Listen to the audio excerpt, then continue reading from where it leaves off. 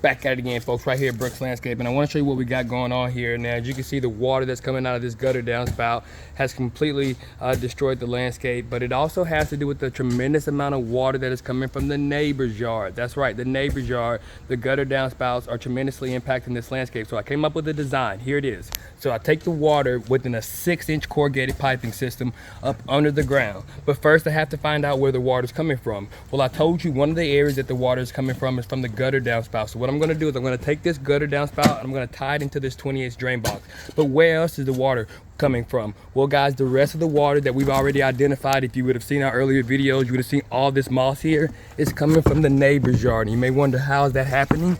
Well, it's just the gutter downspouts. It's just the erosion that takes place. And when you have that type of erosion in a gutter downspout, erosion falling from your neighbor's yard, the only thing you can do is come up with a design that allows you to put the river rock along with this drain box that absolutely is going to solve this customer's landscape drainage problem, and it's going to give them a solution that they can count on.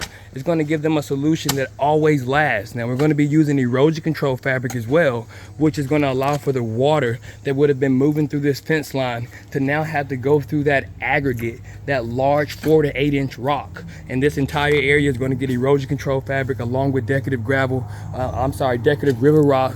We sprinkle a little bit of decorative gravel in there, but this area is going to be designed so that that water that was coming in on this landscape, that was causing a lot of this erosion that you see down here, is all going to be taken up before it ever even makes it within the first 4 or 5 feet on this landscape.